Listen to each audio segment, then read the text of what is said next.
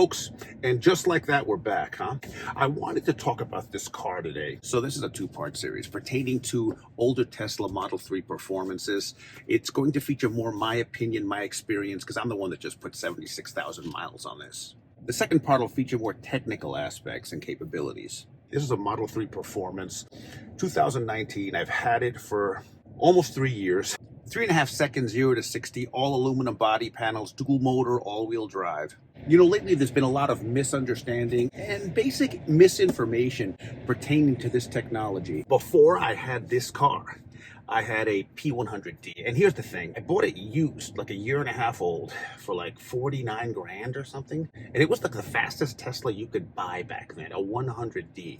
Crazy how fast it was. It was 0 to 60 in 2.5 seconds. So the one thing I don't have at my home is a garage. I couldn't take really good care of it. I loved it, and I was at a point in my life when I had to start taking responsibility for some of the things around me, some of my loose ends, and I had to start taking care of stuff. I put a cover on the car, but it's not the same. It shouldn't be out in the elements, the sun and that kind of thing. I'm a big believer in being a good steward. If you're not a good steward of a personal possession or a material thing, then you shouldn't be in control of it.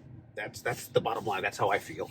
This one's very, very similar, but it's not as expensive a car. This better suits my needs as a daily driver, and I don't have to pamper it quite so much. People were contacting me. They just knew I owned the car, and they said, we'll give you, a lot more for it. A used car. And by that time, it was like 2.5, 3 years by the time I sold it. I sold it for a lot more than I bought it for. A lot of people did. Like used cars, people went crazy. By the way, now they're dropping like a rock. So I took some of the money that I made from that and I purchased this. And this is a Model 3 Performance. This better suits my need as a daily driver, and it was a relatively effortless purchase. Even when I had the Model S, the bigger car, the sedan, you can park these anywhere. Once you get into one of these, everything else just doesn't make any sense. I have a diesel truck, I have an F-150, I have a boat, I've got all kinds of happy. Obviously, the Sea Amigo, I've got that. Everything else, as far as operating on a day-to-day level, is no way to explain it other than that. So I bought this car, and I've had it now for like a little over 2.5 years. So here is a day in the life of a Model 3 Performance owner, okay? So you wake up in the morning and it's been plugged in. It's plugged into like a dryer outlet. It's not a dryer outlet.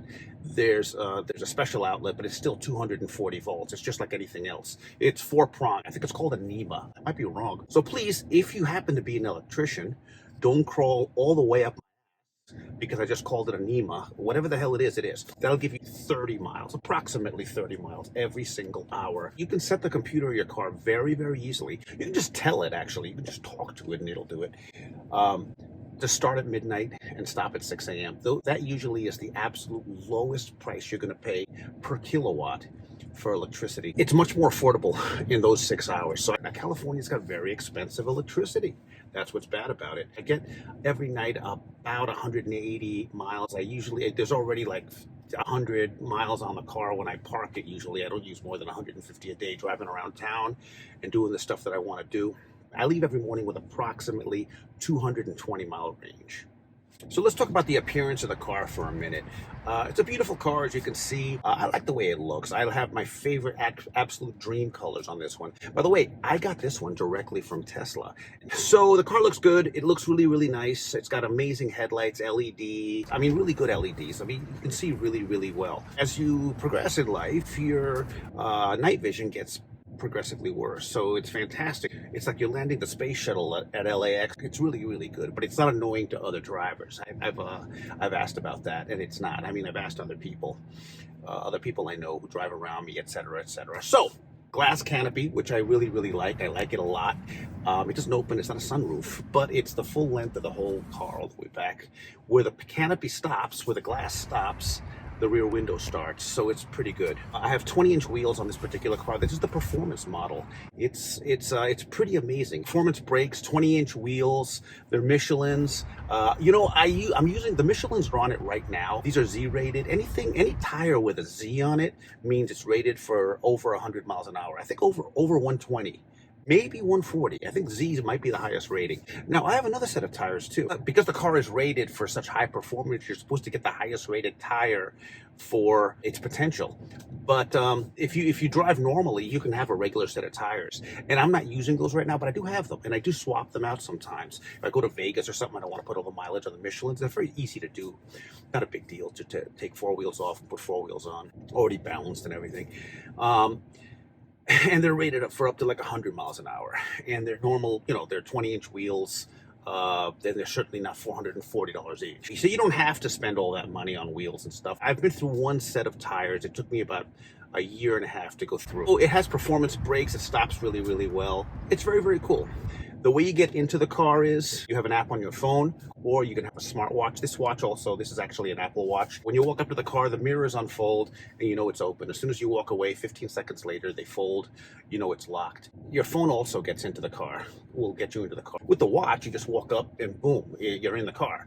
I mean, everything is open to you. When you have the phone and the watch on your person at the same time, you just have two keys. They're both acting at the same time to do the same things. You don't necessarily even know which device got you into the car. So it's kind of cool. Let's talk about the interior of the car for a minute. I did mention the overhead glass canopy, really, really cool, tinted really, really well. It looks really, really cool when you wash the car. It turns like fluorescent purple. It's so cool. It looks really, really nice. They all do the same thing, by the way. All of these canopies, I do believe they all do. It's not like a special thing about them. As far as the actual interior itself, these seats are all heated. Not that I use them, but I did try them this winter for the first time, and it's really nice. I always thought, who the hell needs heated seats? Why the hell would you do that? It's very cool. It's very cool to have the heated seats. It feels really nice. So they're heated. All 5 seats are heated. It's very, very cool. Electric, both sides and the front, fully adjustable. Through the panels on the side of the seats. The white material, white interior. I love this interior. So 2.5 years I've been using this interior. And whatever this stuff is, it's not leather, by the way. It feels a lot like leather, but it's not. Whatever the hell this stuff is, this is the Area 51 stuff. This is what we got. I mean, this is the technology, because no matter what the hell I do, they look like the day that I purchased the car. Brand new. The interior looks brand new. I've spilled coffee on it. It's not like I'm hard on cars. This is a daily driver. This stuff, all you do is you get a wet rag, you clean it, and it turns bright white again. So no matter what I do to them, I wipe them down with a wet rag, and they look like the day that I purchased them. So I'm very happy with the white interior. If you ever have to make that choice, if you're ever in a position where you make that choice, worry about having to clean the car or anything, it's amazing considering the wear that I put them through. So it's pretty good. So let's talk about charging for a minute. When you charge this car, you look on the site, you navigate to the closest charging station. By the way, I think I've charged in a little over 2.5 years ownership. I think I've maybe charged it. Well, if I go to Las Vegas, I'll be charging it a couple times. Probably twice there and twice back. Always to be on the safe side, always keeping 100 miles range on it, etc., etc. Interestingly enough, I have run out. I have gone down. I've run out. I've completely run out of juice on this car.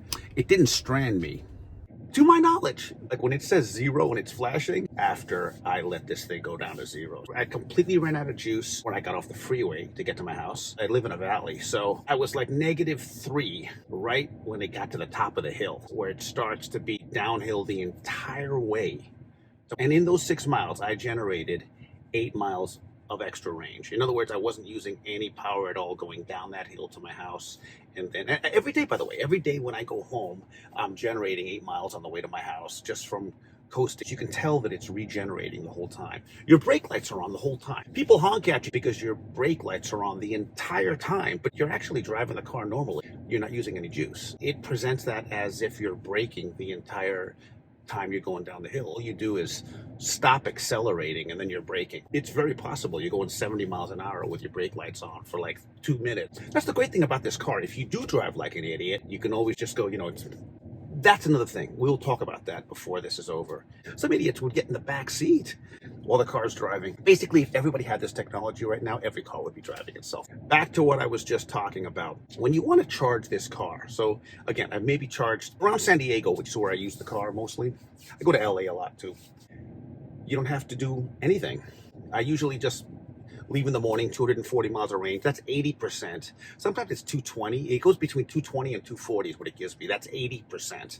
This car's not brand new anymore, but the battery hasn't, it's negligible if it has lost any range. Every day I leave with a full charge and I come back with, 50, 60, 80, 100 miles on it. It just charges overnight at 30 miles an hour. If you need to charge on the road, you just say navigate to closest charger, and the charging stations come up. On the way there, by the way, you want to do that. You don't want to just show up at a charger, because what it does is it prepares your battery for fast charging, and there's a process for that. I don't know if it heats it or what the hell it does, but when you get there in 20 minutes, 140, 150 mile range, which is fantastic, and that's enough to get you home, and then you could use your home electricity to charge. When you first get your car, you input a credit card into the app, and that's what you use for anything that you need. But there's only one thing you need. You need to charge the car occasionally. Some people have free charging. There's a lot of these cars that have free charging for life, which is amazing. It's worth getting in one of the older cars just to charge it for life. But anyway, I don't think they allow commercial driving for the charging for life feature. But I don't know anyone. I know people that do it. I don't know any. They haven't been stopped. I mean, they could tell what the hell they're doing. Every year, every move is recorded, which is kind of interesting. I have never, by the way, gone to a Tesla charger ever and not have had one available. So when you go there, you don't want to go to a close charger, because the closer the chargers are, the more apt they are to be sharing power. So you'll be waiting longer. So if you're like 2 spaces away from another car that's charging, you're getting the full capacity for refilling the car, and you're fast charging as fast as it's going to go. Now, here's the thing. San Diego's got horrific electrical rates, okay? In the daytime, it could be 47, 50, 60 cents a kilowatt. Give you an idea. In Texas, you pay like 11 cents a kilowatt. Arizona, 14 cents a kilowatt. It could be 8 cents a kilowatt in low consumption periods, like, midnight to 6 in the morning in other places. Not California. The car has an 85 kilowatt battery. So that's very, very simple. If you're charging at 11 cents a kilowatt, 11 times 80, it's like $8, $9. That's what it costs to fill the car. Up to a that would be a 280, 290 mile range. We only charge the cars to their 80% level. That's what you want to do to maintain the battery. So that's it for today. Thank you for being here. I'm Steven Seguro. Please check back for part 2. Steven Seguro.